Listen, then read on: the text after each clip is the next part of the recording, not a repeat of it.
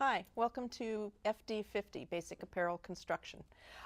For today's lesson, we're going to be talking about inside and outside curves, or concave and convex curves.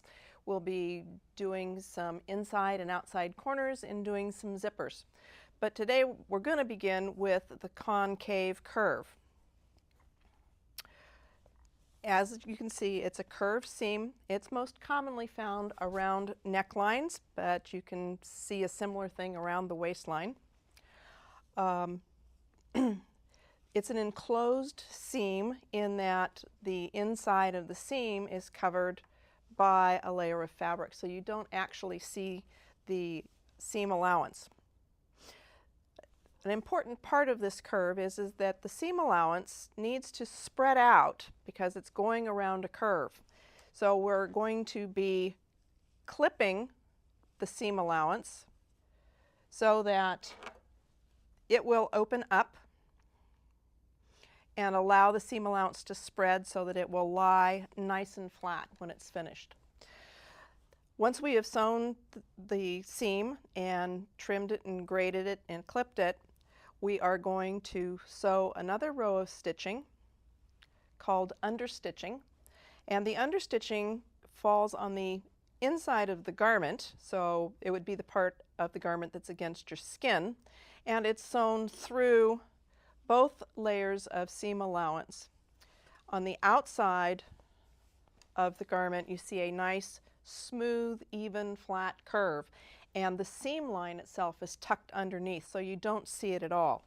And that's a result of our understitching. So we'll be doing that first. I've prepared a curved seam. I'm going to match up the two raw edges of my seam and pin my fabric so that there's no distortion, so that the two pieces of fabric lay together. Before I begin actually sewing, I'm going to take a quick look at the sewing machine and verify that it's threaded correctly, starting with the thread on the thread stand, going up through the thread guide, the pre-tension device, the thread retainer, thread guide, needle tension disc, slack thread retainer, take-up lever, and down through the eye of the needle. So the top half of the sewing machine is threaded correctly. I'm going to pull the bobbin, check and make sure that the bobbin is wound with enough thread on it for my project, and I'm going to take the additional step of checking the bobbin thread tension by jiggling the bobbin.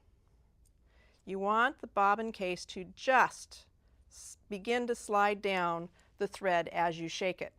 You don't want it to fall under its own weight. You want it to move just a little bit. Then I'm going to check and make sure that the thread is coming off of the bobbin in the proper direction, so that the bobbin is moving in a clockwise manner as I pull the thread. So everything appears to be ship-shape.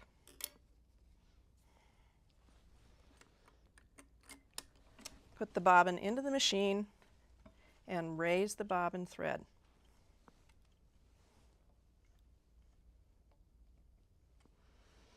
Now there's one more quick thing that I need to do before I go on, and that is check and make sure that the thread tension is adjusted. So I'm going to set up my test with the same number of layers of fabric that I'm going to use. And I'm going to sew a brief line of stitching.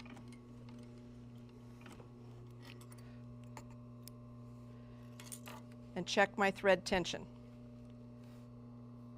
This is looking like the needle thread is a little bit loose, because as I turn this over and look at the bobbin thread, which is the white thread, I can see the pink of the knot of the needle thread coming down through both layers of fabric.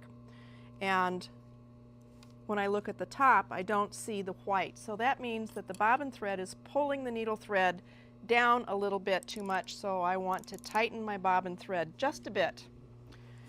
The stitch length is also a little bit long, so I'm going to want to shorten that a bit.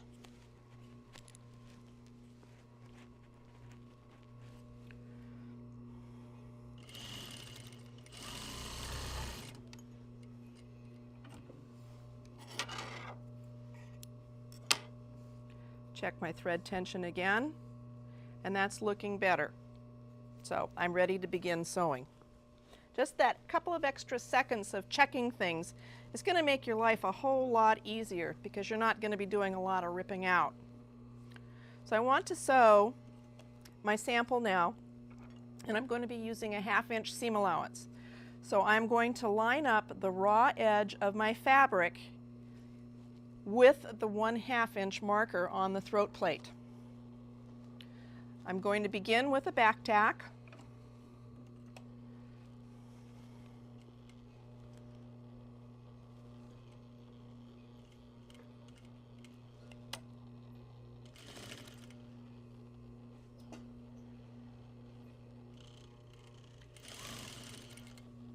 And as I sew around, I'm going to be supporting my fabric so that I'm maintaining the 90-degree angle between the warp and the weft threads by supporting the fabric all the way around on 3 sides. And I'm following the raw edge of my curve right on that 1/2 inch mark on the throat plate. When I get to the end of the seam, I'm going to end with a back tack.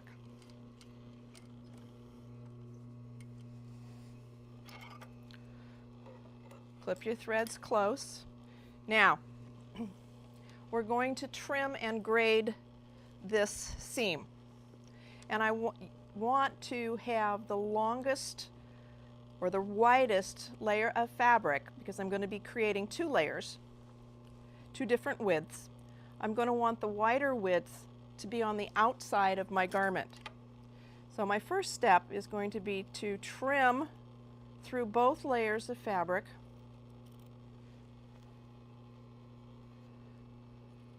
And I want to be careful to try and keep what I'm trimming even so that I've got a nice even remainder.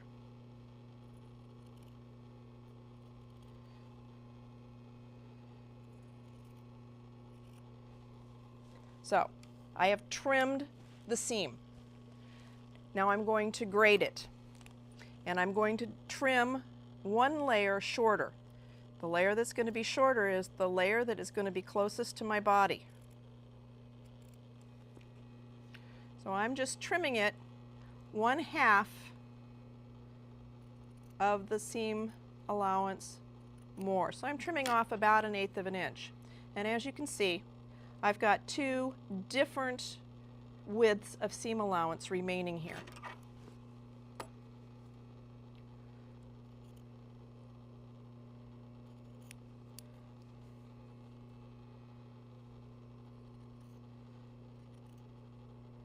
Again, I'm trying to keep it nice and even, because over time you'll see the shadow of your trimming on the outside of the garment.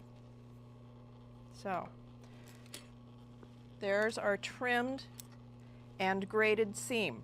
The next step is to clip the 2 layers of this seam allowance so that when I turn the curve right side out, the seam allowance will open, much like the hands of my fingers, because this right along here is going to get wider when I turn it right side out. So I'm going to clip each layer of fabric independently.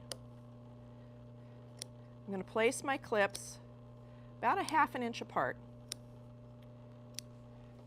and I'm clipping right to my stitching, but I'm being careful not to go through it.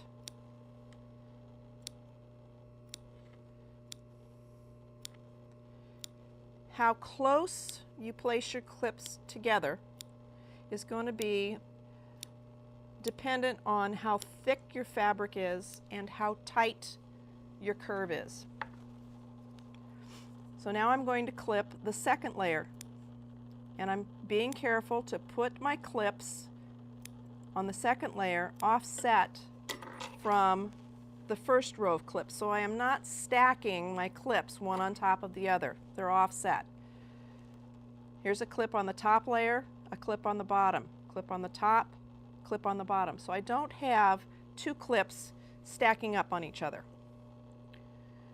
The reason for that is because I don't want to have a big divot on the outside of the garment when I'm all done with this.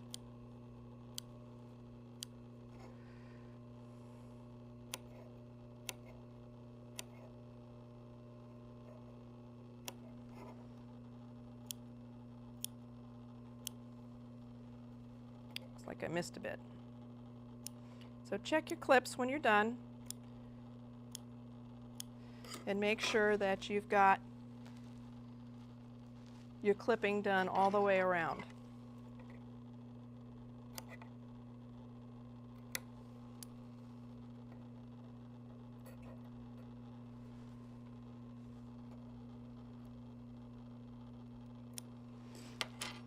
Once your clipping is complete, then you're going to separate your fabric.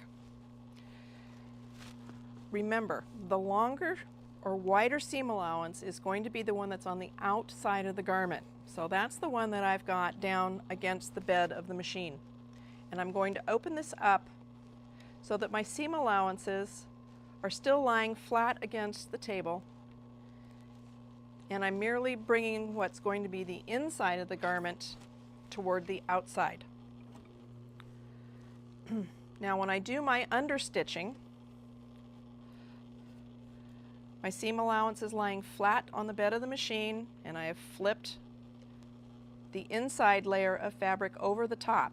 And I'm going to be stitching through 3 layers of fabric.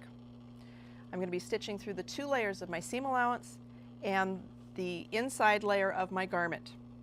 And I'm going to line my stitching up so that my original seam line is going to be right along the inside edge of the left toe of my presser foot. That's going to set my stitching up so that it's about a 32nd or a 16th of an inch away from the seam line.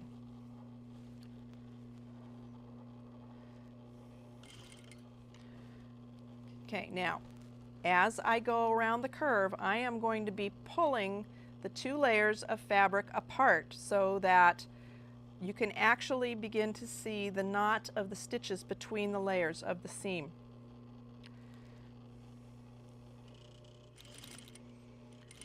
And I'm going to follow the seam line. Stop and check periodically to make sure that your seam allowance is still flat and being caught with the understitching. You can use your fingers to feel through the layers of the fabric to make sure that everything is lying nice and flat and smooth. But you really want to open this up so that you're looking at a grinning seam.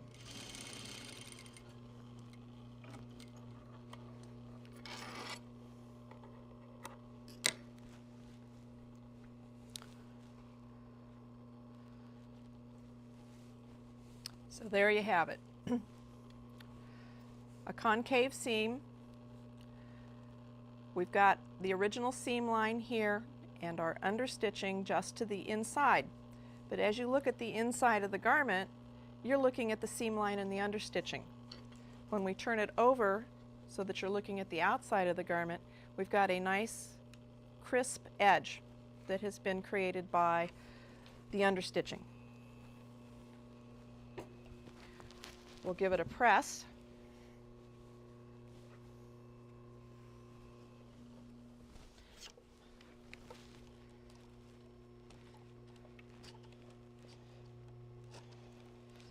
With some steam.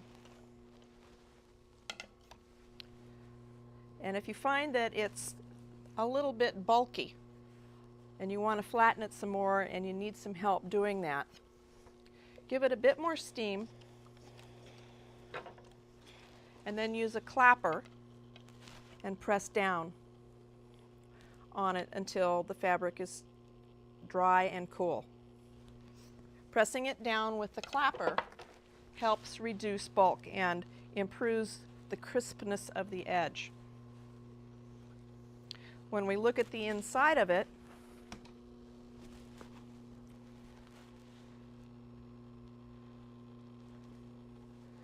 you can see how the seam allowance has opened along the clips where it's wanted to get wide so it would lie flat. This layer of stitching here on your right, my left, is the seam line. This second layer of stitching is actually the understitching. And that's your concave seam. The convex seam is very similar, but our curve is a different shape. But here you can see on the inside of the garment the seam line here, and right next to it the actual understitching. The difference in this, aside from its shape, is that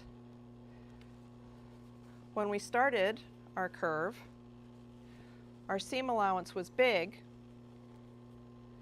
and because it's going to be compressing to the inside of the curve, we're going to remove excess fabric by notching out the excess fabric on the curve.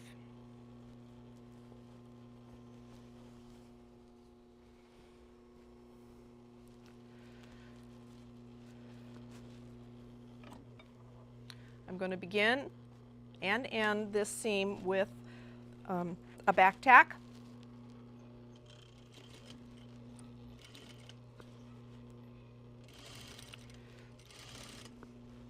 Again, I'm going to be supporting the fabric as I go around the curve.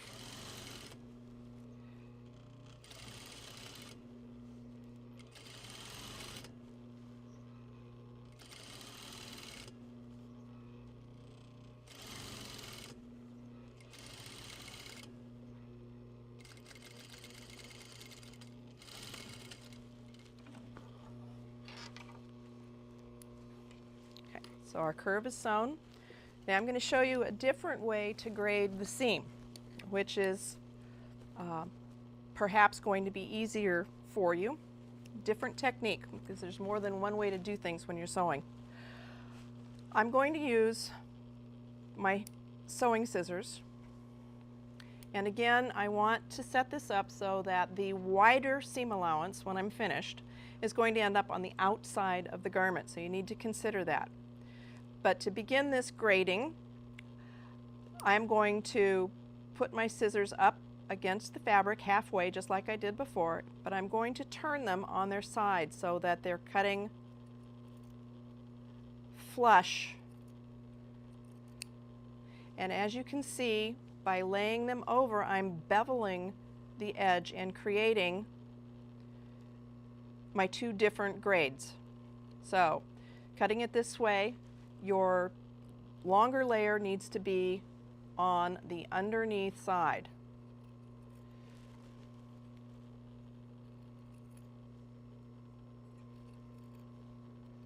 Still trying to be careful to trim evenly around.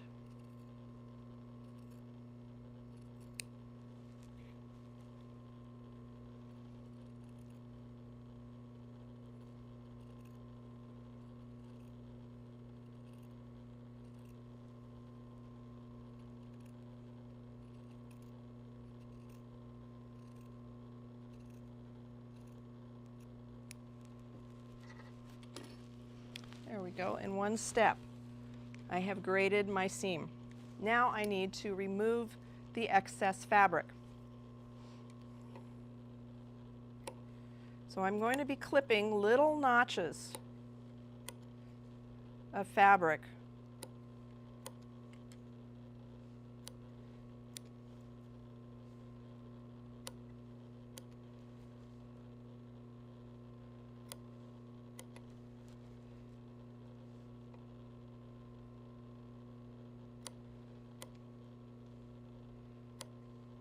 How close your notches are together and how wide they are is going to be driven by how tight your curve is and how thick your fabric is.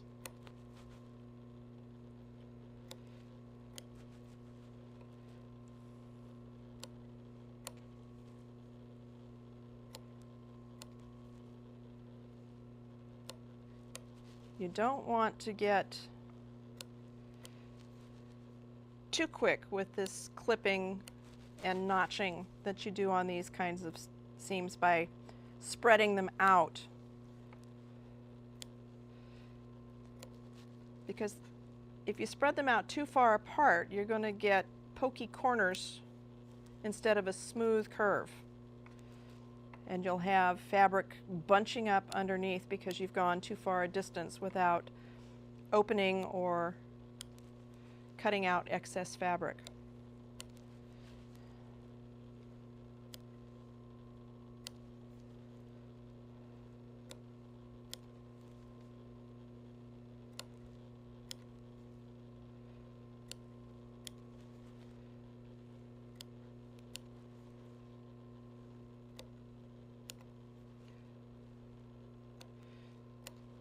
These clips are about a ½ inch apart.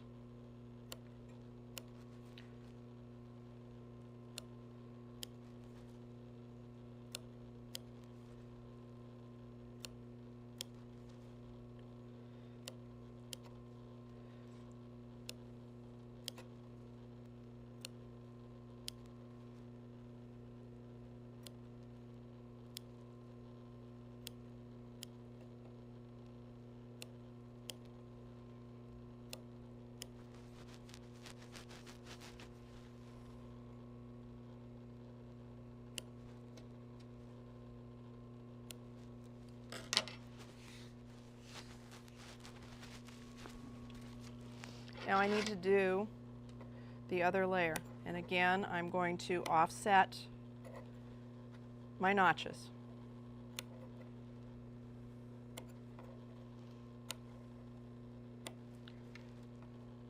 The whole purpose of trimming and grading and notching and clipping is to control and reduce bulk that builds up when you're creating tight places with lots of fabric trying to jam into it. And it's the mark of a well-sewn garment not to have lumps of fabric on the inside of a collar, or to have a curve that's kind of jerky looking. You want nice smooth curves that are going to lie nice and flat.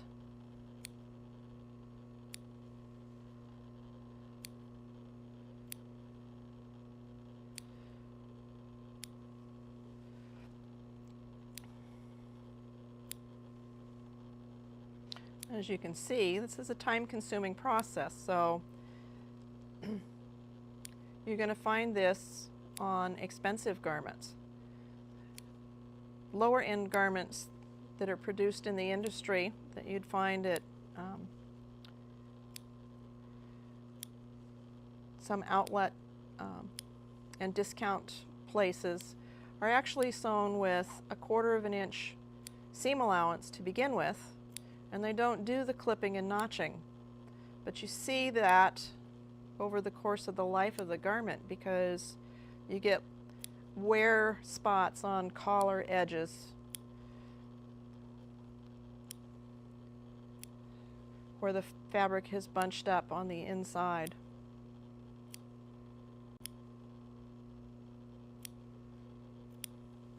It's also difficult for very beginning sewers to sew curves on 1/4 inches.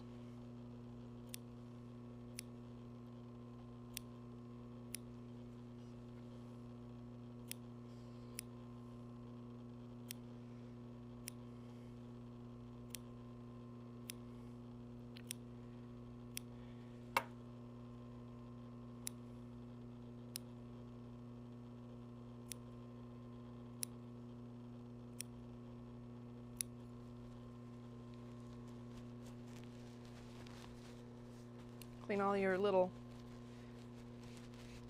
bits of fabric off because you don't want that trapped on the inside of your collar.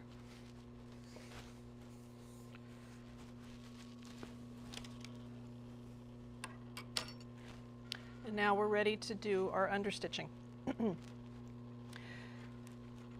I want the longer layer, the wider seam allowance, down on the bed of the machine.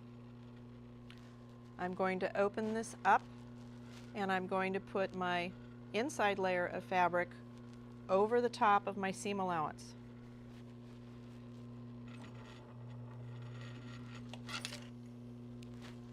Double check that it's lying nice and flat. It's real easy for these corners to get bent over and lumpy, and you don't want that. So double check to make sure that they're lying flat on the bed of the machine and that the fabric is coming over. And then pull apart on your seam. That little bit of stretching really helps with your finished product here.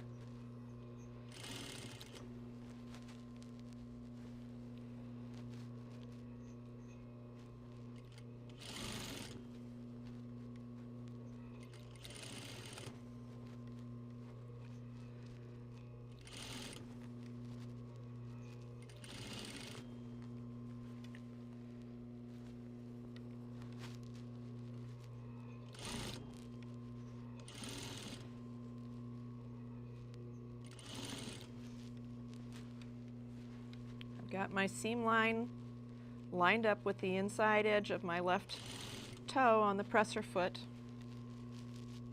And as I'm pulling my seam open, I'm checking with my fingers to make sure that all of those little tails that I clipped are lying nice and flat.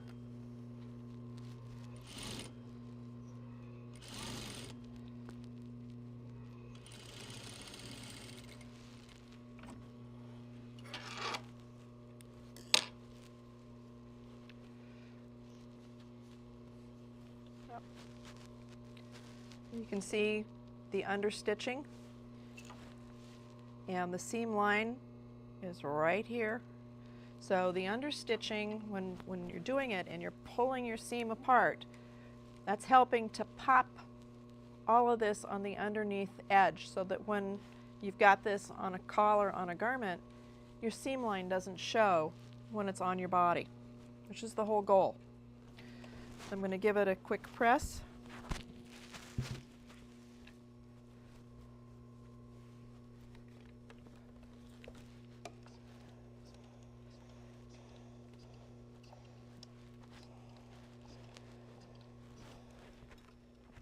And to get it really flat, I'm going to use the clapper, putting gentle pressure.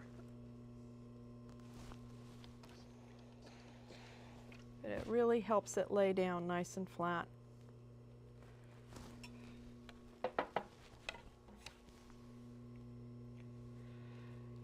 So on the inside, the little notches that we took out here are allowing, they're taking the bulk out of the seam so that the seam line will lie flat against the curve. And when all is said and done, we've got a nice, smooth, even curve without any herky-jerkies going on. So that's trimming, grading, clipping, and notching and understitching. Those are very important skills for you to master. Now we're going to move on to inside and outside corners. And here's an example. This is a sample of a collar that I've done, and we've done understitching so that when the collar is going around the back of your neck, the understitching is preventing the seam line from coming up and showing on the outside of the garment. This seam is going, or the collar is going to be sewn along the straight edge first, then I'm going to understitch it, and then I'm going to sew to the collar points and do some special trimming. Now if you take a look at these two collar points, I want you to see that they are different right at the point. This one has got a little bit of a bulb at the end of it, and this one is looking sharper. And I'll show you how to have it look sharp and show you what causes the bulb at the end. It's a difference in the trimming technique right at that collar point. When you're sewing a collar, you'll have put interfacing, which is the dark color here. It's a separate piece of fabric that we actually fuse to the upper collar with the iron using heat, steam, and pressure so that the two actually act as one and hopefully will not come apart. So this is my upper collar. This piece without the interfacing is the under collar. So I'm going to put the right sides together.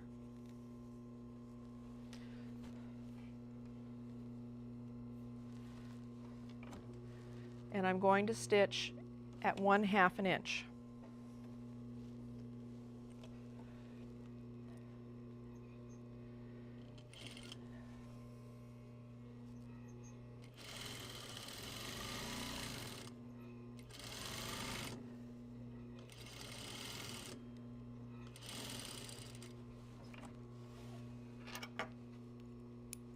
Now I need to trim and grade the seam line.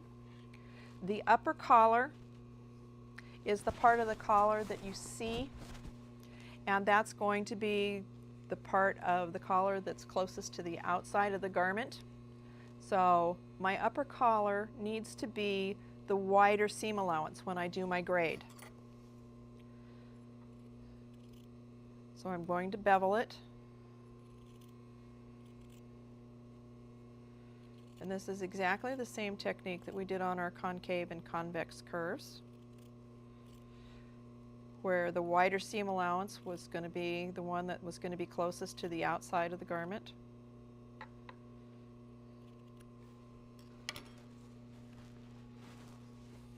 And there I've got my two different seam allowances. I'm going to fold the under collar over my seam, and I'm going to stitch through the 3 layers of fabric, the under collar and my seam allowance. Since this is a straight line, I don't need to concern myself with clipping or notching the seam.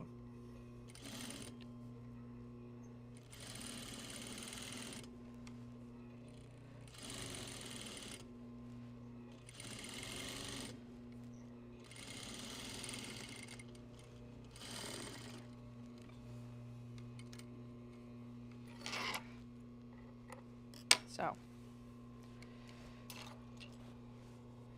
here you can see the original seam line, and the pink thread is my understitching, and it's gone through the under collar and the seam allowances. Now I'm ready to sew the sides of the collar, and to do that I am going to roll this so that the seam is coming over and becomes the top side, and I'm going to have it so that I can see both rows of stitching, and it will lie flat when I do that. I'm going to not sew a really tight acute angle here at the end of the collar. I am going to sew a little bit of a jog, kind of nick the corner of that sharp angle a little bit.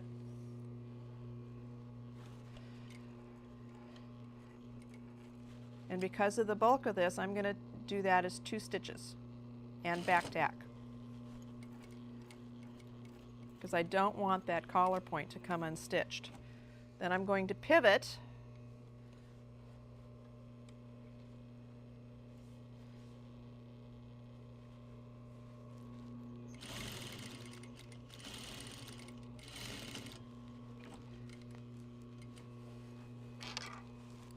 sew at a 1/2 inch.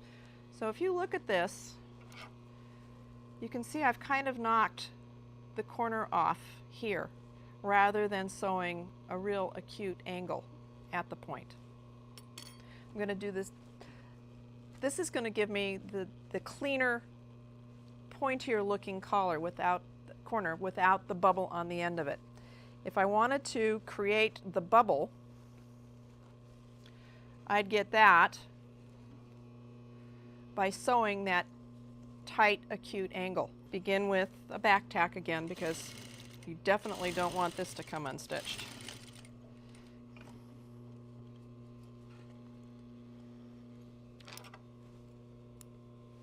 Okay. If you look at these two corners, this is what I'm talking about. On this side, I have just followed the raw edge and sewn right in to the corner of the collar, and I've created a real acute angle there. On this half of the collar, I followed my 1/2 inch seam allowance, but I kind of cut the corner off of the collar a little bit. And when I trim and grade and turn these around, you'll see that I'm going to get a nicer corner on this side.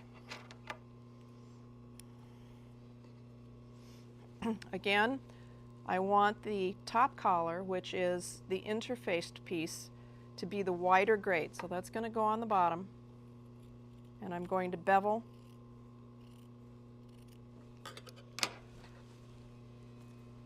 the side.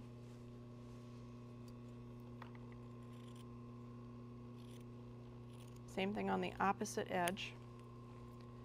But here I'm going to get rid of all of the bulk that I can. This is the reason that we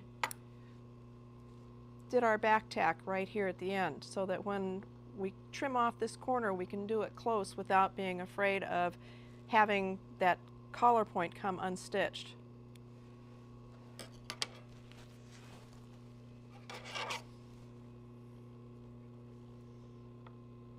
I'm going to trim out the collar point on the bubbly side as well. And I'm going to turn the collar right side out.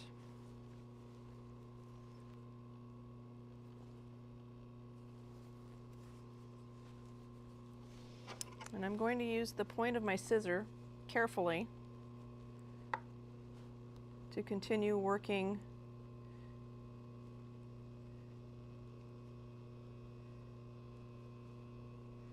the collar point out.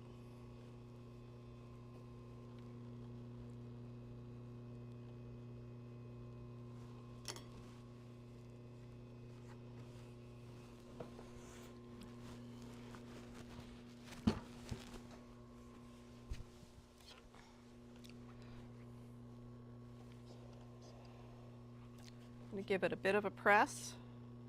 I'm going to use my fingers to roll the seam toward me on the collar edge, because at this point I have the top collar down against the ironing board.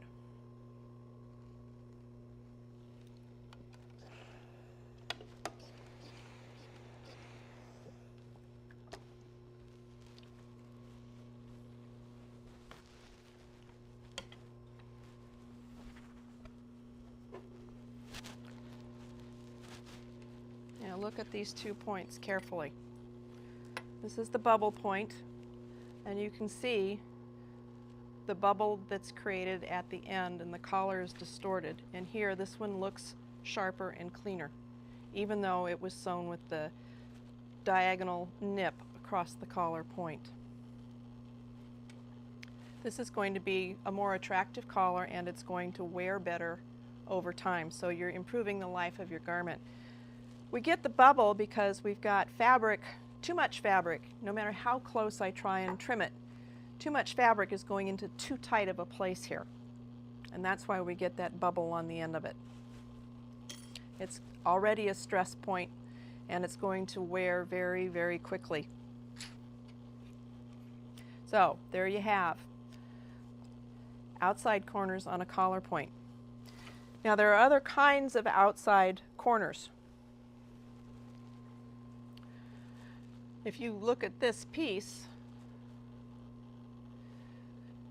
I think you can recognize the potential for a pillow or the corner on a cushion of some sort. It's a different kind of outside corner. And there's a little bit different technique on sewing this.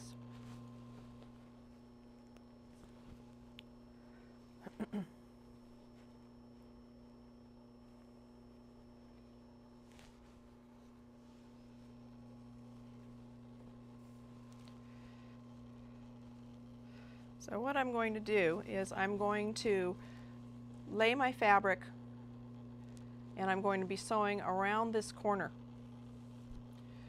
But since fabric doesn't like to go around corners, you can see this lip of fabric rolling up. That's not a very happy thing. So I'm going to show you how to deal with that. When you're sewing an outside corner, it's helpful for you to know where that corner is going to be precisely. So you'll want to mark. I'm going to be using a 1/2 inch seam allowance.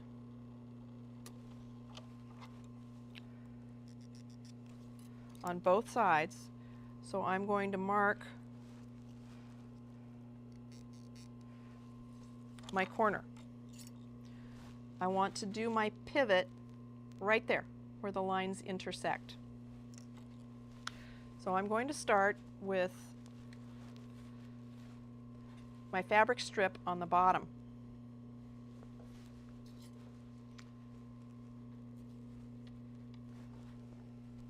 And my corner piece on the top. I'm going to line up my raw edges at a 1/2 inch on the throat plate. And I'm going to sew down until I reach that point. And it's important that I hit it exactly, so I'm going to hand walk the machine. When I get to the point, I'm going to stop with my needle in the fabric, and I'm going to raise the presser foot just as high as I can get it. I'm going to take my little sewing scissors and I'm going to reach in and I'm going to clip my strip of fabric right to the needle. I'm going to pivot my fabric, pivot my strip, match the raw edges at a 1/2 inch, and I'm going to straighten out the underneath layer of fabric so that right where my needle is, I'm nice and flat. Lower the presser foot.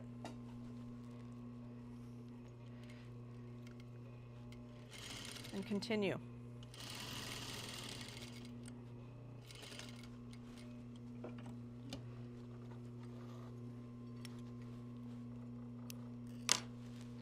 So, this is what we have. When I clipped my fabric strip, I clipped it right to my needle, which was in the fabric, so I've got like one thread that's holding this. But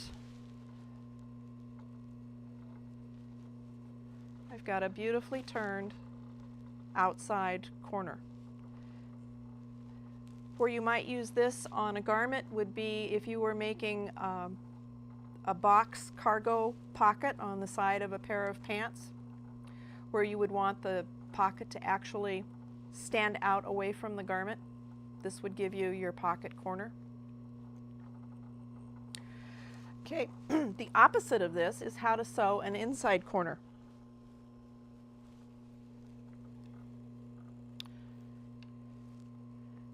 And here you have it. A common place for this inside corner would be at the juncture of your shoulder and a shawl collar on a jacket. So, here's my inside corner. I need to find my point of the intersection of the two seams. And since I'm sewing at a 1/2 inch seam allowance, I'm going to mark both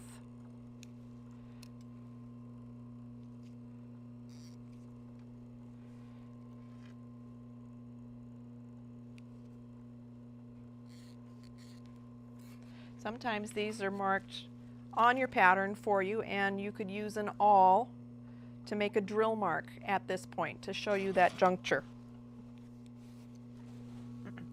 Now this time I'm going to sew with my inside corner on the bottom. Okay, this is our sample of our inside corner, and a typical place to find an inside corner on a garment would be at the juncture of your shoulder line and a shawl collar. So to set this up, I'm going to mark my point, my pivot point, by measuring my seam allowances and finding that point. My fabric strip is on the bottom again, and I'm going to line up my seam with a 1/2 inch seam allowance.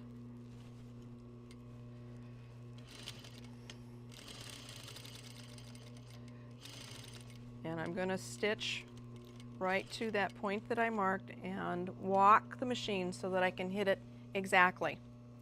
Now, I'm going to raise the presser foot as high as I can, and I'm going to clip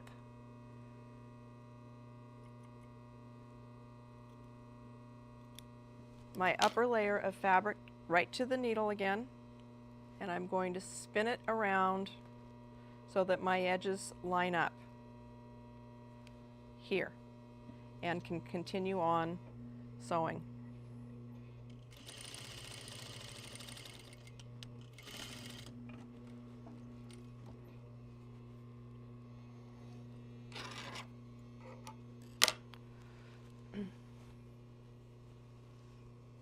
And when it's complete, we've got a right angle turn,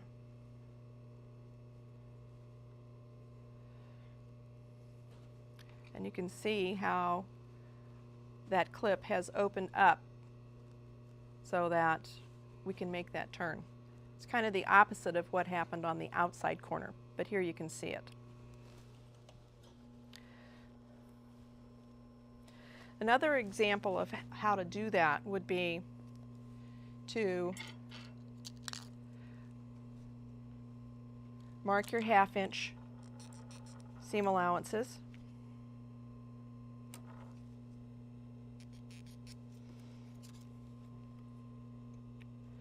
To find that point.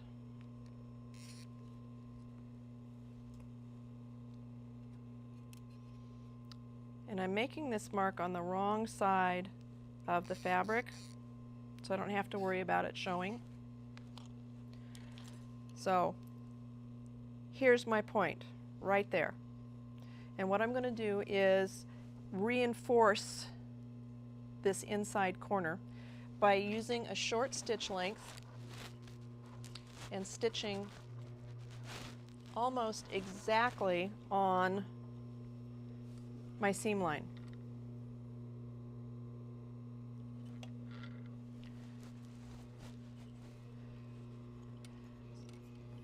And I'm just sewing the last 3/4 of an inch or 1/2 inch away from that junction,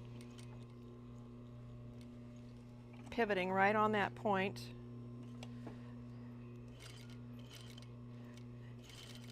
and then stitching out. Clip your threads close because you don't want to get them tangled up. And you can see here a little bit easier, I think. I've only gone about 3/4 of an inch, and what I have done is just reinforce my pivot point. Now I can clip right to that point. And then I can attach my other piece to it. And I can sew with my piece on the top. It's important to know both of these methods because in different situations you may be sewing with your corner piece up, and in other situations you may sew with your corner piece down.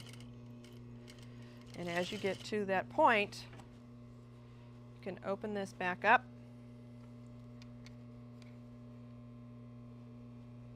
Straighten it out.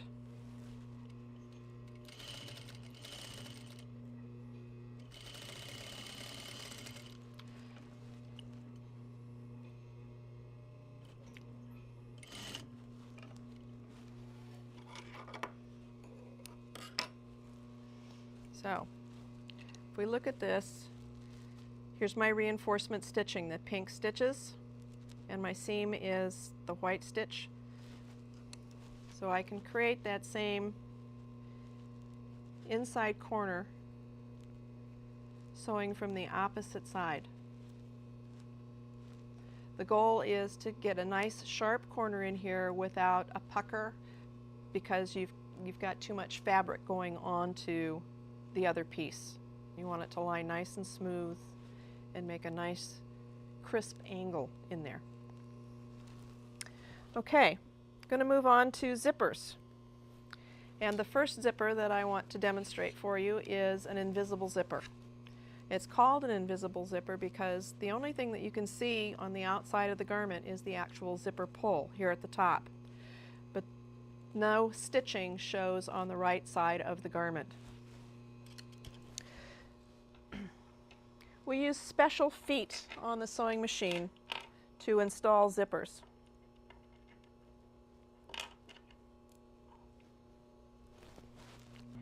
We'll also be using 1/2 of the conventional zipper foot to finish off this zipper.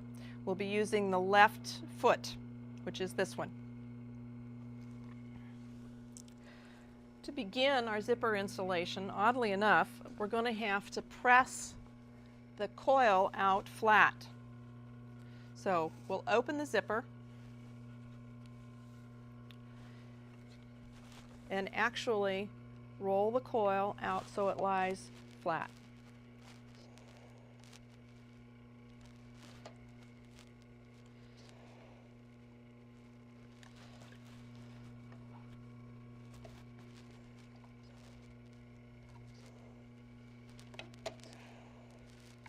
Now it's not going to lie perfectly flat, but it's not going to be rolled tightly either.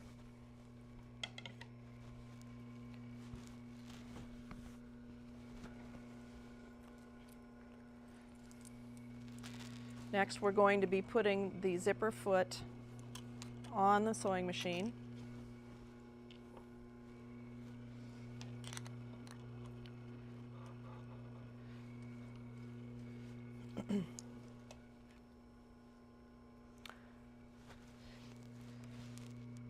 And the invisible zipper can go into a garment with a 1/2 inch seam allowance. So I'm going to go ahead and mark my 1/2 inch seam allowance at the top and the bottom of my fabric.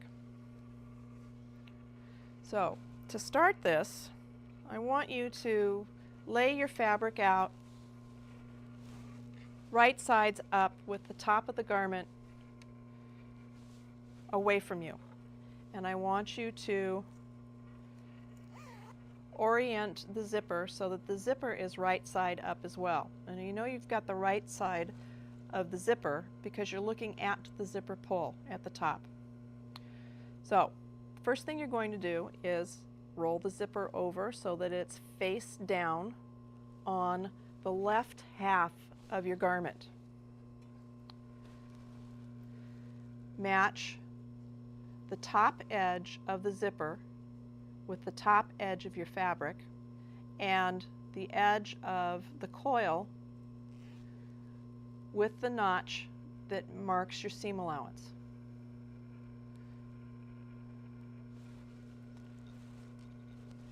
And go ahead and give it a pin to hold it. Smooth down the length of the zipper, and you can go ahead and open it as far as it will go. And lay the zipper down so that whatever amount of fabric is showing over at the side is consistent down the full length of the zipper. In this case, because I'm using a 1/2 inch seam allowance, the edge of the zipper tape is going to be lying right with the raw edge of the fabric. If you were using a wider seam allowance, you would have some fabric showing there. So you'd want to make sure that it was straight and parallel.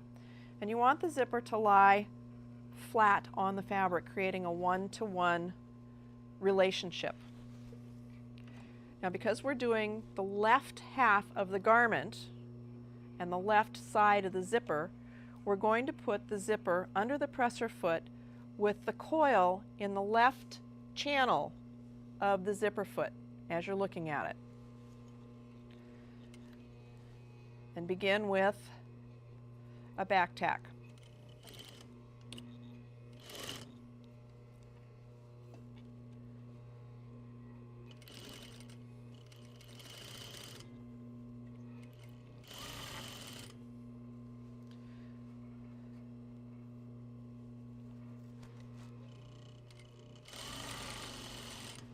The coil of the zipper is kind of standing up on its edge and rolling through the channel on the bottom of the foot. And when you've got this relationship set up correctly, the machine is automatically going to sew at the correct distance from the zipper coil. And you're going to sew until your presser foot bumps your zipper pull, and then back tack.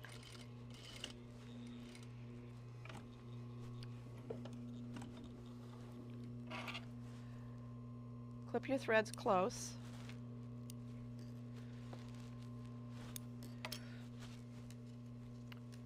Close your zipper.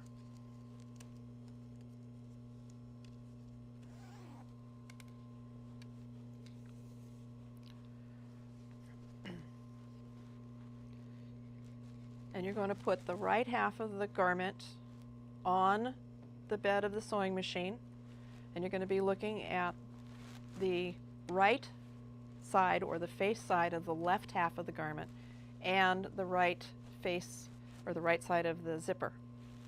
Put your right sides over so that you're sewing with right sides together. Match the top of the zipper with the top of your fabric and hold it securely so that you can get the zipper unzipped. I want to set up the same relationship again.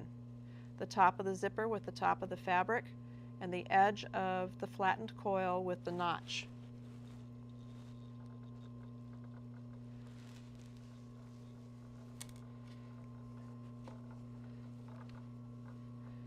And I'm going to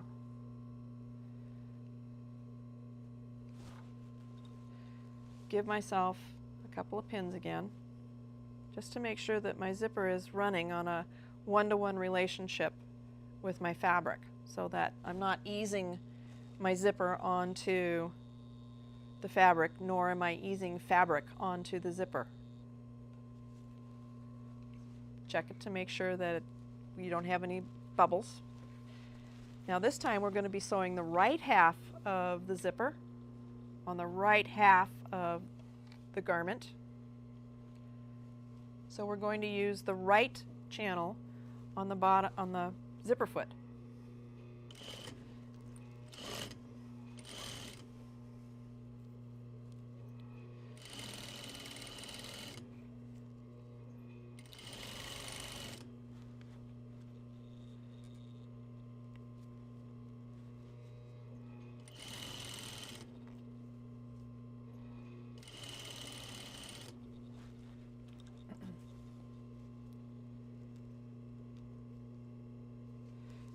And I'm going to sew down the coil until my presser foot actually touches the zipper pull, and then I'm going to back tack.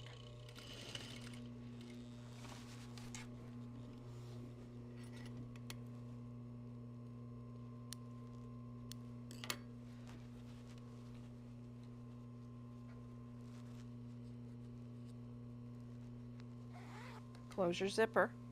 Now, if you look at this, if I pull on my fabric, you can see that I can get some grin from my zipper.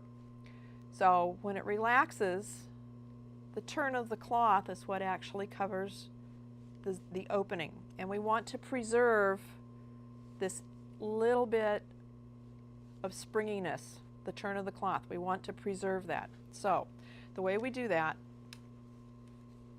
is we put right sides of our fabric together and we lay our zipper so that the right side of the zipper tape, or the right half of the zipper tape, and the right half of my seam allowance is going to lie flat on the bed of the machine.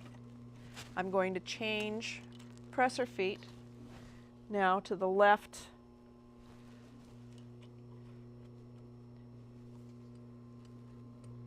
side of the conventional foot.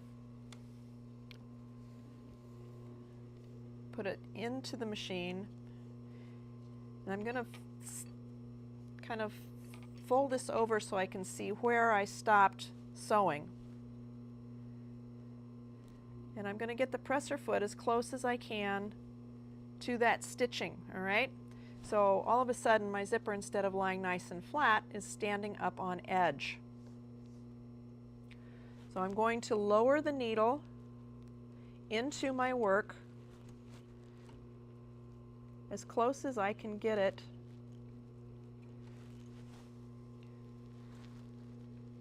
to the stitching. I don't want to put it right on top of the stitching that I already did, but I do want to get close to it. And the easiest way to get close is to put your needle in the fabric with your presser foot up.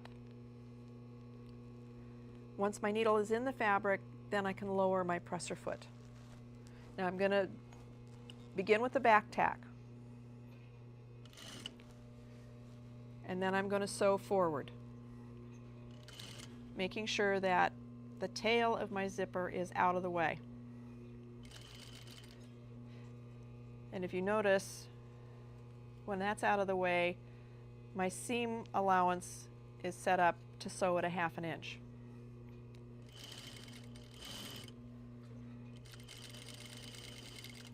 And you sew down the remainder of the seam.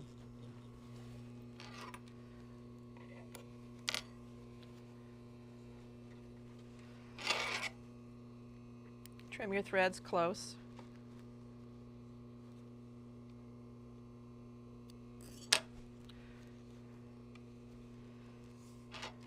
Now, if you look at it here, you can see that I was able to get to within about 1/8 of an inch of my original stitching.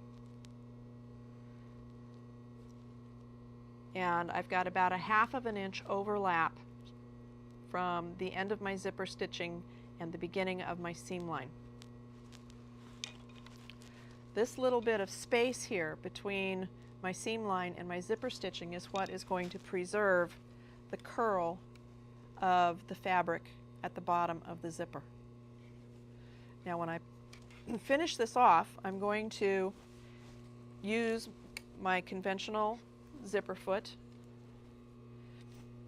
and I'm going to sew close to the edge of my tape and the edge of my fabric from the bottom of the tail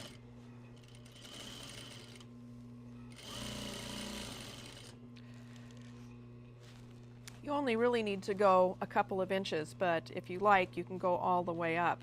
The purpose of this stitching is to take some of the stress from opening and closing the zipper off of the bottom of the seam line.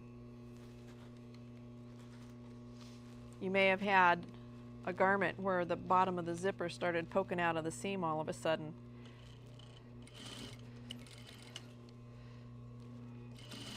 So by stitching the tails of the zipper down,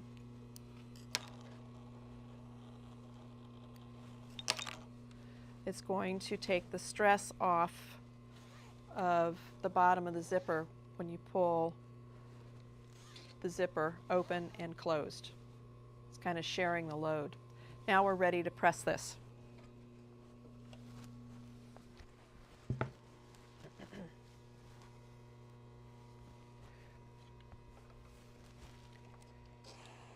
Now we want to preserve the curl of the fabric over the zipper, so don't be putting a lot of stress to open it, but just give it a light steam right over the top of the zipper, and that'll help the fabric remember that it's supposed to come together and hide the zipper coil. So there you have the invisible zipper. Putting the invisible zipper into the garment is one of the first things that you're going to do. You'll want your garment, whether it's a dress or a skirt or a pair of pants, you'll want the two halves of your garment to be able to lie flat. So we do the invisible zipper almost before we do anything else when we're constructing a garment.